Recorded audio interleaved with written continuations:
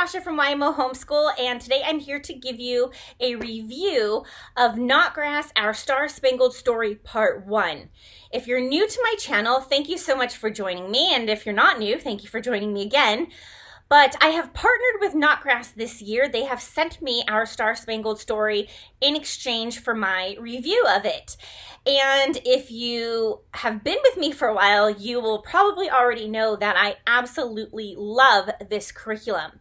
I do have some videos where I walk through part 1, and then I have another video where I walk through part 2. I've actually got a whole playlist of some different things, and so I'm going to link that in the description box below. So if you want an in-depth flip through of these, that's where you should go. But in this video, I'm going to give you a review, tell you what we thought about it, and all of that good stuff. So I'm just going to jump right in. This is the part 1 textbook. This is what you read to your children. And let me tell you, it's gorgeous. I'm not going to do a complete flip through like I said, but we absolutely love this book. In fact, when we finished it, my girls were sad and said, we finished our history. And I said, well, we have another book. There's a part 2. And they said, yay. And they said, what happens after that? Is there a part 3? And I said, no, there's no part 3. And my 8-year-old goes, well, is there at least one for high school? And I said, actually, there is one for high school. So she said, okay, then I want to do that in high school. And that just tells you right there how much we adore this program. So, if you haven't guessed, my review is we love it. We adore it. The lessons are short, but not too short. And you only do it 3 times a week, which is perfect for us. And we are a little non-traditional in how we use this because we actually do it at bedtime. We do a lot during bedtime. We have about an hour of time that is our bedtime reading time, but it's really kind of an extension of school. I do work from home, and so my days get very busy, but we never miss our bedtime reading. And so that's a great time for me to incorporate some school type things that we do together with my littles. And really take advantage of that time. My littles, as I call them, are currently 8, 7, and 3. My 3-year-old just kind of joins in with us, although she's not, officially part of this, but she just joins in. And then I have some high schoolers, 3 teenagers. So I have 6 girls total. And anyway, so what we've loved about this so much is not only the great content we're learning. I mentioned in another video that I love that each lesson really focuses around people. So these are real people in history and their stories, and then it connects history with the people. And so they remember the history because of the people, and we love that.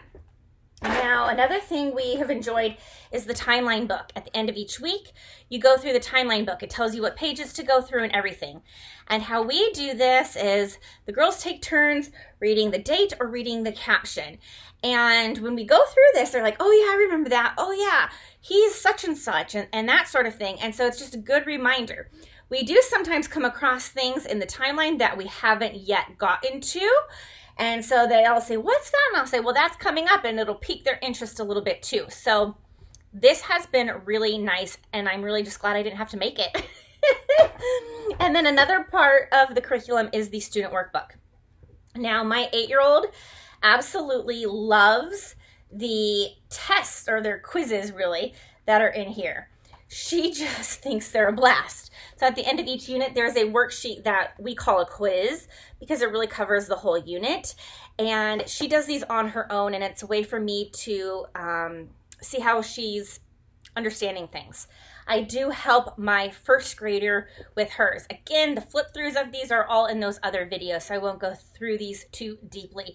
But we really enjoyed these workbooks. My 3-year-old gets upset because she doesn't have her own workbook, and now I kind of regret not buying her one because they're only like $9. I should have just bought her one for her to scribble in, and I may even still, because she gets upset every night that she doesn't have a workbook.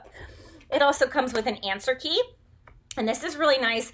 And there is also some literature questions in here for each story. So at the end of the read aloud, there are some questions for you to go through, very simple discussion questions. And we really enjoy those. So Then we have the Rhythms and Rhymes book, and this has songs, poems, and dances, and this has been a blast. My girls just love this, and I also tend to look up any of the songs on YouTube, especially if there's some sort of something else going on in the background that they can watch while they're listening. And I have a playlist for that too that I will put in the description box called Notgrass, Our Star Spangled Story Extras, and I'll link that. The dances are just so adorable and fun, and it's done by the Notgrass family. I think it's the Notgrass grandchildren that are doing these dances. And it's just really fun to see them as like real people, you know? I just really love that. And then the last component to this program is the read-alouds. Now, the read-alouds for book 1 are Benjamin West and his cat, Benjamin West and his cat Grimblekin. I almost said Tolliver. That's another book. And this is a fabulous book. I was like, this is my new favorite book. But then we read Tolliver's Secret, and I'm like, this is my new favorite book. And then we read Freedom Crossing, and I'm like, no, this is my new favorite book.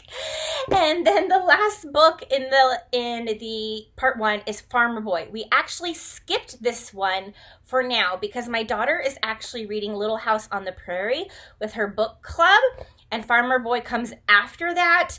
So I thought we would let her finish reading Little House on the Prairie before we picked up Farmer Boy. Plus, Farmer Boy is a bigger book, and we were going to finish part 1 before we would have finished this. So it just made sense for us to wait on this.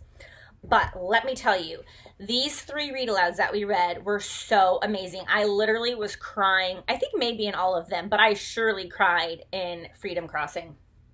This looks like, you know, really nothing, right? It's a scholastic book. Like, oh no, this is so good. So good. All of these were. These are really fabulous choices. And they tie in beautifully with what you're reading in those units that these cover. So I definitely recommend getting the literature to go along. That's an additional purchase, but even if you get it from the library, get them. They are way worth the trouble to get them from the library or the cost to purchase them from wherever.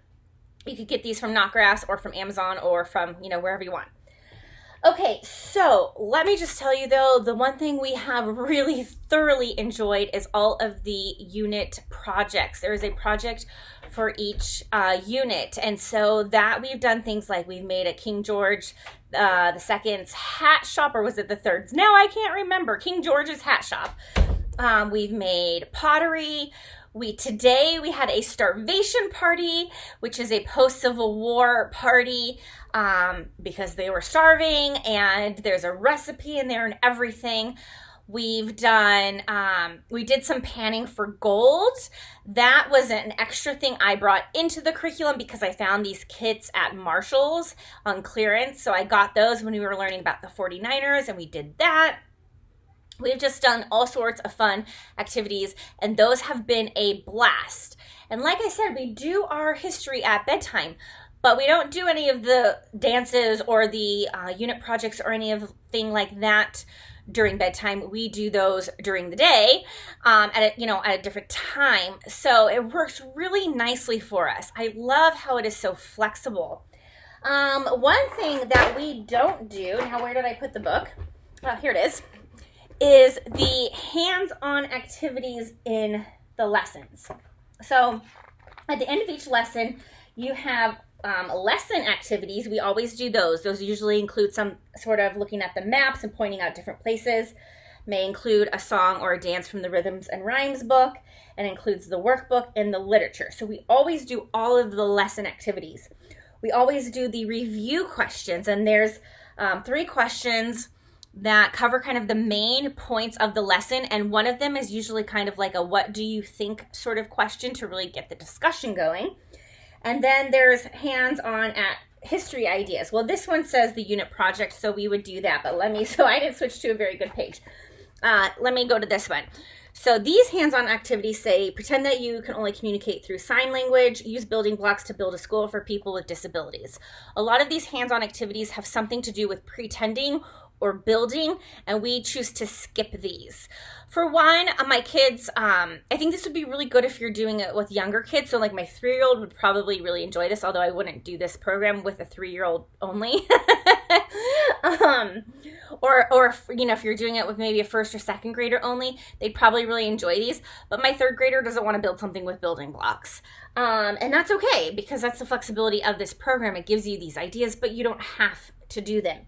So we just do all the lesson activities, including the workbook, including the read-alouds. We do all the review questions, and we do all of the unit activities. So, for example, here is one that we did. Whoops. We made a flag, and we painted a flag. And so we always do these end of the unit activities. And those have just really been a blast. So I'm going to tie this video up by saying, this is an amazing program. It ties in God in every single lesson. It always ends with a verse, but it's not just one of those programs that just throws in random Bible verses. Okay, like you'll see Math Worksheet has got a Bible verse on it. Like, what does that have to do with anything? No. The way it ties it in is so amazing. And it deals with hard topics, slavery and civil rights. Like, these are hard topics, but they don't sugarcoat them. They tell the students about them, but they do keep it age appropriate for 1st through 4th graders. However, that can lead to great discussion. And even my 1st grader had this light bulb moment when we were talking about slavery, and she just kind of grasped it all of a sudden and was like, what? And she was just so confused, really legitimately confused about how anybody could think that was okay. And it's just brought up these great things. And yes, there are these horrible, awful things that have happened in history. But what does God say about that? It talks about that. And here it talks about what God says about that, how we should be acting, how we should treat others. It talks about that. And it talks about God's hand just being there throughout history, all the way through. And so we love this. I'm going to include some footage of the girls and I doing some projects and dances, and I hope you enjoy taking a look at our journey through the first book of our Star Spangled story.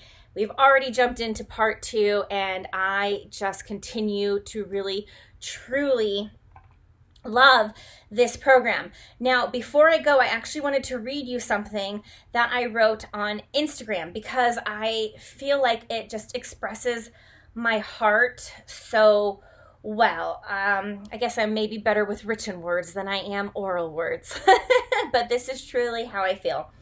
I said, we made safe houses for runaway slaves like Martin in Freedom Crossing. One thing I love about homeschooling is that learning doesn't have to be confined to Monday through Friday.